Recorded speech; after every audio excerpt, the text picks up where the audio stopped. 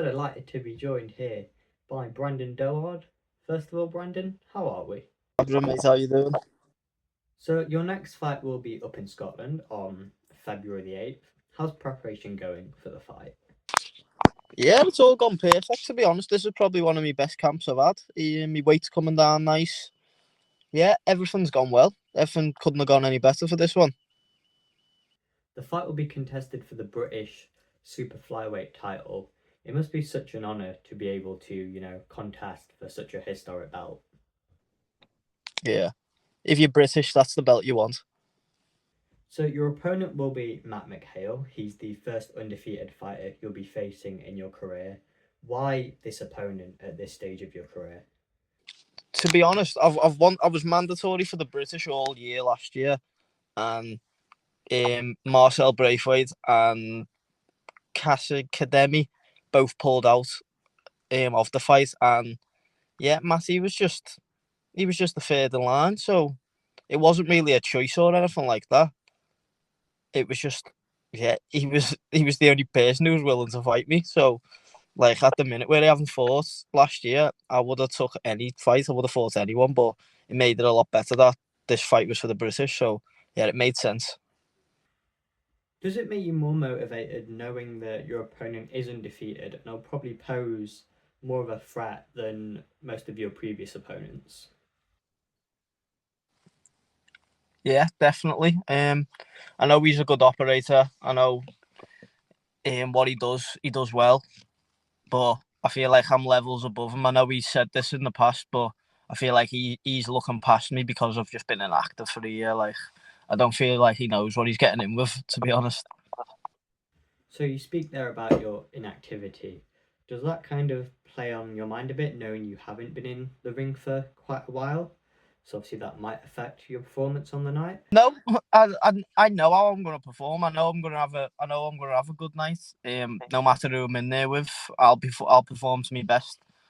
Um, yeah, like me being inactive, it's more of a thing of I really don't know where this. I get it if you're inactive and you're out of the gym, but being inactive and still sparring world champions and former world champions and stuff like that, it doesn't really change much. All it changes is you've got a lot of like there's a bigger crowd like around you. It's just like a spar that someone wins, and yeah, there's a lot more people there. I don't really see how people and I don't get the inactive thing where people see it as a big massive change. If you're out of the gym, I understand, but not if you're a gym rat like me, in and out the gym 24/7, like every day, twice a day. If I've got a fight or if I haven't got a fight, so yeah, it doesn't change much for me. So UFC star Paddy Pimblett is someone who has been in around your gym. What's it like just being around Paddy and training with Paddy? Yeah, it's great. Paddy's just the same person as you see in the cage. After on his interviews and stuff, he's down to earth. He's a proper nice guy. Like I know the UFC is completely different to boxing, but yeah, everyone has their own persona and the character that they become or they form into for the fights, and yeah, to get the big fights. But Paddy's just like that. That's just his character. And I'm exactly the same. Like I don't change into anyone else for a fight, or yeah, I don't become any different. Maybe a bit more angry and a bit more ready to go because of obviously you're cutting weight and stuff like that. But yeah, I'm the same person too, and yeah, Paddy's a boss person to have around and a good public figure to have around you because he's there doing it at the highest level sort of now as well. We're getting up there to the highest level in his sport. So yeah, it's good to have people like that and Sonny Edwards around you, where Sonny's been there and done it all. Um, yeah, them people they're very good to have around you, especially when for fights like this. Sonny Edwards is obviously someone that you mentioned there. How much knowledge has he been able to pass on to you? I know obviously he was only there for his training camp for the Gallagher fight, which obviously didn't go his way. But yeah, how much kind of knowledge has he been able to pass on to you and the whole team? Sonny's probably one of the most knowledgeable, got the most knowledge of boxing like that I've ever met in a person. He knows he's picked the best job by becoming a commentator. Put it that way, like because he knows the ins and outs of it. He knows how to work every part of the inside of the fight and the outside of the fight. Like he said in his last fight, he must have just had something in him where he knew he was coming to the end, and that was why it went the way it did. But performing at the level he's performed at for so long, and the training camps that you've got to do for them types of fights, I understand why his body was falling apart, because Sonny's been performing at world level for a long time, and them fights wouldn't have been easy to be preparing for. But his knowledge is, I don't think there's many other people in boxing that I know anyway, personally, as a friend, like I am with Sonny, that knows as much as Sonny about boxing. So he's probably one of the best people to have around, I think. And obviously, you and Sonny would have shared, multiple rounds with each other. What were those spars like? Me and Sonny spars, yeah, he was class all the way through. I think Sonny gave me a wake up call when I first went to spar Sonny. Quality spars the whole way through. But like I said, with the wake up call thing, that was more, I realised how good I was when I first went and sparred Sonny. And then from there, I just got better and better and better every time. And yeah, even if you asked Sonny yourself, he was sort of told me that. He said, I've turned the corner in my career since the first time I sparred him, which was only maybe like 2 years ago, something like that my first spar was Sonny. And then from that, yeah, like it was weird. It was like I became a complete different fighter, like a lot better. But I already knew I was a very high level in boxing from when I used to spar Zanet, who fought Ryan Burnett years ago for the IBF and stuff like that, and all former world champions and stuff like that. Even as a kid, I knew that. So me getting in with Sonny, it was more getting in with someone who was actually my weight and could have been a future opponent maybe. Then yeah, that was where I sort of knew where I stood. So Ryan Farag is someone who also trains at your gym. He's got a very big fight coming up against Jack Turner. How do you see that one playing out? So I think I think Ryan's gonna win. It's a very tough fight for Ryan. It's a very tough fight for both of them in two completely different ways. Jack's inexperience compared to Ryan. Not saying he's just an inexperienced person, just compared to Ryan, he's very inexperienced. For someone who's been up there and done it, and then he's obviously been beaten, come back down, and had to rebuild himself, which he has been doing. But since Ryan's been with my trainer, Chris Williams, I've trained with Ryan for years in the Everton Red Triangle too. When we was not when we was younger, but when I was a bit younger, and he was still pro, and I was pro. But he's just a completely different fighter now, I think, and I think Ryan does win that fight quite convincingly. I've said that. I've said that for a while. But that's more due to they're both in completely different parts of the career. I feel like I said, with Ryan's experience, and Jack hasn't really been in there with anyone yet who's been to where Ryan has and who's got the brain that Ryan has, because Ryan's a lot cleverer than people think. Sometimes he just switches off.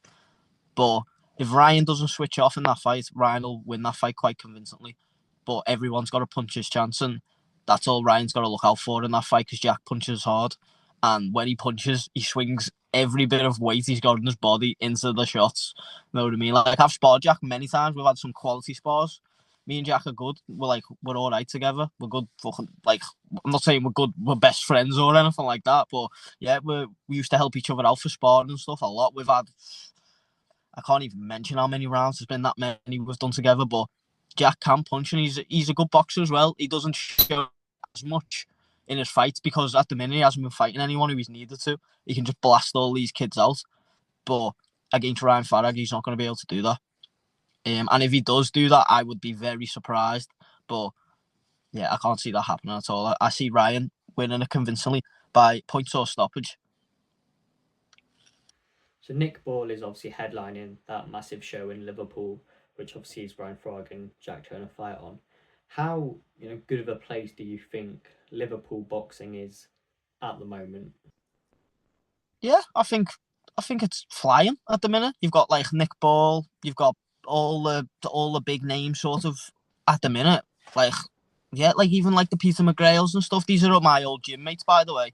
Not that I still speak to them if I see them. Not that we're like best of friends and stuff, but yeah, like I feel like Liverpool's flying at the minute for boxing. There's some good boxers, some good champions and stuff like that. But yeah, I feel like Liverpool is a good place for the boxing at the moment. I think it's got some quality fighters. And I think there's a lot more to come out of it. Like, I'm not from Liverpool, I'm from Birkenhead, but I fought out of Liverpool since 13, something like that. Yeah, I'll be one of them. So, going back to yourself, if you win on the 8th of February, how do you see the rest of 2025 playing out? If I win and when I win in February, I see 2025 being a busy year for me because then I've got a target on my back. There's a lot of good kids that are coming up in the weights and stuff like that, and I'll happily give them all an opportunity to try and take the belt because I can't see any of them taking it. Like I can't see Matty beating me at all. I feel like he's in for a shock, a massive shock. The whole of Scotland is. But I can't really wait to have a target where people are chasing me for a change. I'm sick of playing kiss chase, like for this long and hide and seek with people and all this stuff for people pulling out. I don't even think anyone's found Marcel Braithwaite still from his pulling out against Ryan Farag after the last fight. Know what I mean? Like, yeah, I think he's still hiding in the woods somewhere, shit house. But I can see it being a busy year. Hopefully, he comes back and he wants to challenge for the British title because I wouldn't even put a camp in for Marcel now. I don't think anyone would. Like, I don't think anyone's got faith in him, to not pull out. So, I can't. Yeah, I can see it being a busy year, but I can't see Marcel being found at all until maybe the end of 2025, 2026. Unless he turns up in an octagon and gets tapped out or strangled or something like that. Because I've heard rumours of that when we got Daord, that he was planning on opening a new chapter of his life and going into MMA, but with the head size that he's got, he'll just get strangled straight away or head kicked and he's like a Lego man. His head's huge and you're not gonna miss it. So like I was made up when I got that fight.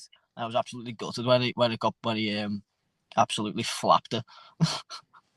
There seems to be a bit of bad blood there between you and Marcel. I'm guessing that's a fight that in 2025 you would definitely want.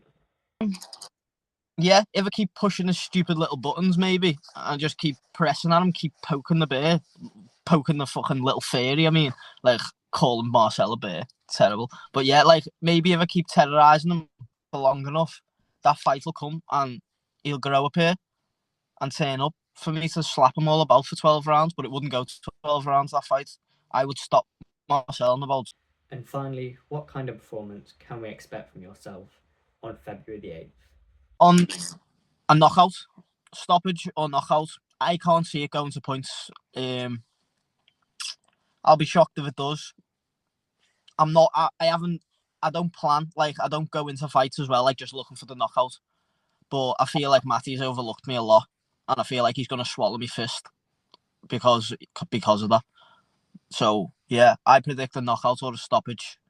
If I win on points, it's gonna be hard in Scotland, in his backyard, on his own club show that they've set up and they've made the posters for and all. Like it's crazy because Matty's somehow the A side because his gym has put the show on.